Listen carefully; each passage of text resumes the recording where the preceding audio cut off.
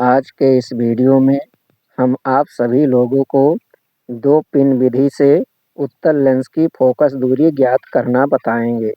इसे यूवी विधि द्वारा उत्तल लेंस की फोकस दूरी ज्ञात करना भी कहा जाता है।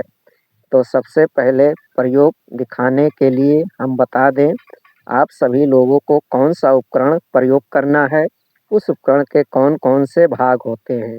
तो आइए हम उपकरण के बारे में पहले जान लेते हैं।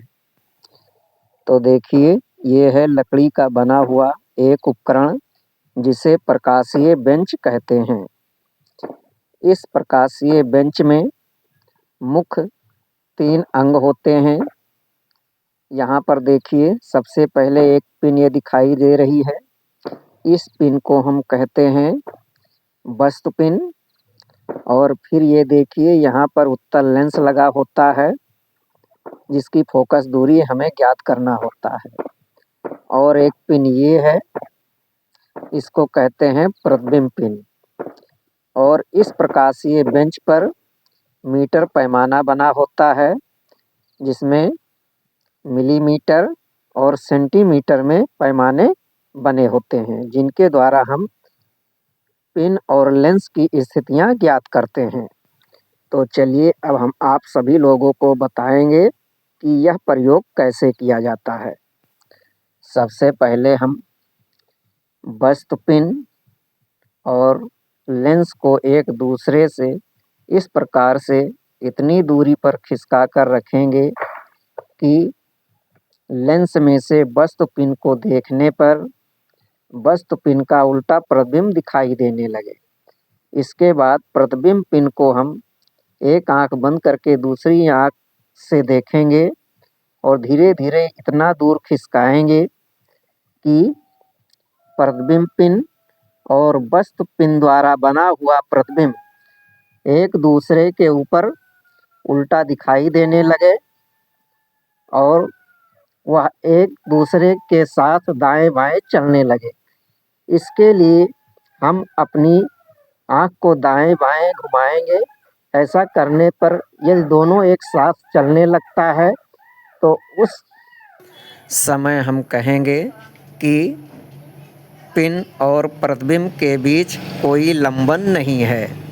और जब कोई लंबन नहीं होगा तो पिन और प्रतिबिंब दोनों एक साथ दाएं-बाएं चलते हुए उस समय दिखाई देते हैं जब हम अपना सिर दाएं और बाएं हिलाते हैं। इस समय हम रीडिंग नोट कर लेंगे। तो देखिए ये है वस्तु पिन की स्थिति जो 20 सेमी पर दिखाई दे रहा है। इसे X माना जाता है। इसके बाद देखिए ये है लेंस की स्थिति। ये है हमारा 50 सेमी पर। इसे हम Y कहते हैं।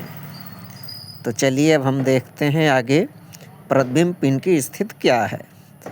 तो देखिए ये है प्रतिबिंब पिन और प्रतिबिंब पिन की स्थिति हमें जो है 80 सेमी पर दिखाई दे रही है। इसे हम Z कहते हैं। इसे हम नोट कर लेते हैं। अब आइए चलते हैं हम गणना कैसे करेंगे देखते हैं। तो देखिए जैसा प्रयोग करने की विधि मैंने अभी बताया था उसी प्रकार से आपको वस्तु पिन, लेंस और प्रतिबिंब पिन की स्थितियां बदलकर लगातार 3 बार यही प्रयोग दोहराना है। 3 बार प्रयोग करेंगे तो आपके पास 3 रीडिंग इस प्रकार से प्राप्त होगी। यहाँ पर जो अंक दिखाई दे रहे हैं आपके प्रयोग में अंक अलग हो सकते हैं लेकिन आपको इसी विधि से निकालना होगा। तो देखिए जब 3 रीडिंग आपको प्राप्त हो जाएगी तो यहाँ पर नीचे जो उत्तल लेंस की फोकस दूरी का ये सूत्र दिया गया है, इस सूत्र में हम तीनों रीडिंग के द्वारा U और V का मान रखेंगे और 3 बार लेंस की फोकस दूरी ज्ञात करेंगे। जब 3 फोकस दूरी आ जाएगी तो हम अंत में तीनों फोकस दूरियों का मध्यमान निकाल लेंगे। इसके लिए हम 3 बार निकाली गई फोकस दूरी को जोड़कर 3 से भाग देंगे। जो राशि आएगी वही उत्तल लेंस की फोकस दूरी प्रयोग द्वारा ज्ञात हो जाएगी। वीडियो अच्छा लगा हो तो लाइक कर दीजिए और अभी तक चैनल सब्सक्राइब ना किए हो तो सब्सक्राइब कर दीजिए।